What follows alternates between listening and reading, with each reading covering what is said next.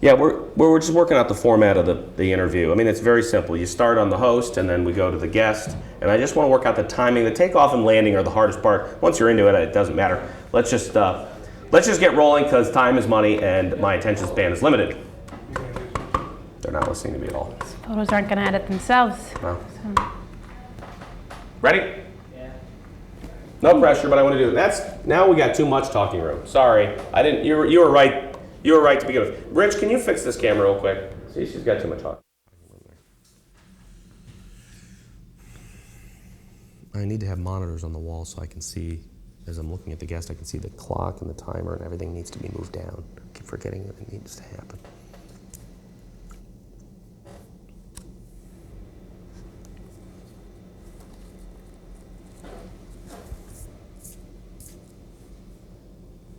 I cry when I hear that song. I know. It was on the radio this morning. I sang it all the way to work. How far back is it? No, that's fine. That camera was fine. It was this one that needs adjusted.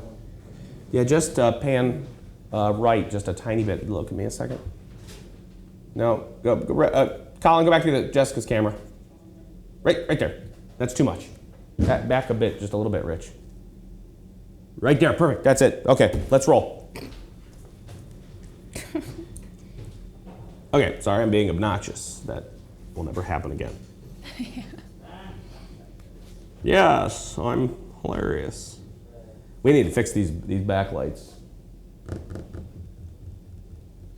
Something just ain't right. All right, ready when you are.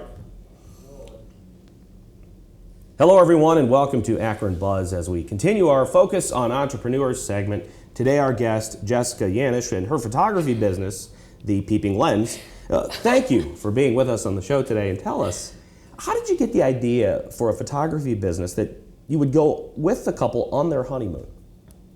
Oh my God. And so were you first, when a customer first asked for this service, did that surprise you at all? And how generally does it go when there's a photographer in the room at the honeymoon? This is real life right now. Mm-hmm.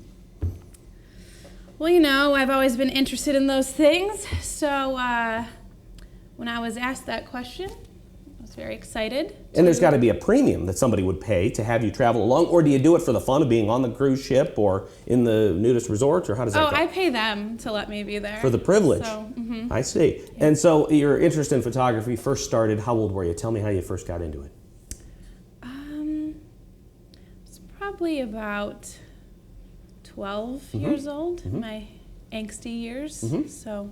And you had a real camera or imaginary camera? I had a real camera. I would use my mom's camera, and then eventually they purchased me. And what was the first camera? Tell me about the first camera. I don't really remember. I know it was a Canon point and shoot. Sure. But I don't remember the model or anything like that. Sure. Describe for us, certainly from a female perspective, since they cause most of the accidents on the road, your first car accident and how you caused it. Oh my gosh, my first car accident was actually on the way to Independence. Really? Yes. To employment that I understand. Yeah. And was it on 480 or how did this happen? I just got You were off. texting and driving? No, I was listening to Iggy Azalea and I got really excited when the song came on the radio and I turned it up and I rear-ended somebody. Really? Is that right? And how much damage would you say was caused and where did this happen? This happened like right when I was getting off the freeway and turning left on Rockside. There wasn't a lot of damage. It was like a kind of just a small. Their car was really crappy too, so it wasn't. So they probably took your insurance company's money and then never repaired the car. They just blew it all on hats. Exactly. Yes. They claimed that they needed to go to the hospital too, Sure. but they actually didn't. Sure. But, yeah. Describe for us the wildest bachelorette party that you've ever been to and what happened.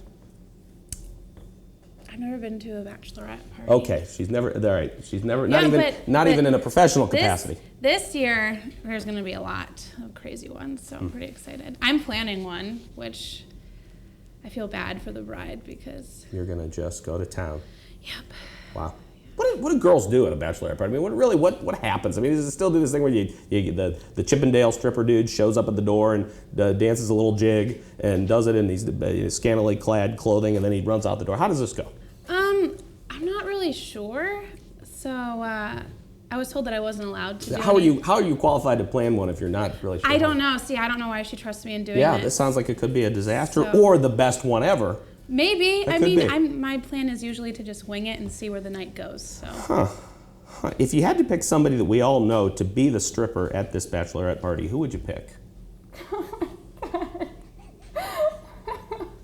Are you volunteering? Nobody, they pay me to put my clothes back on and leave. Oh my goodness. All right. All right, we're just going to leave it at that. All right, Jessica Yanish has been our guest today on the program. She's been a fine sport, and she's looking forward to having most of the Mosier Media staff strip at her bachelorette party. We'll see you on the next one.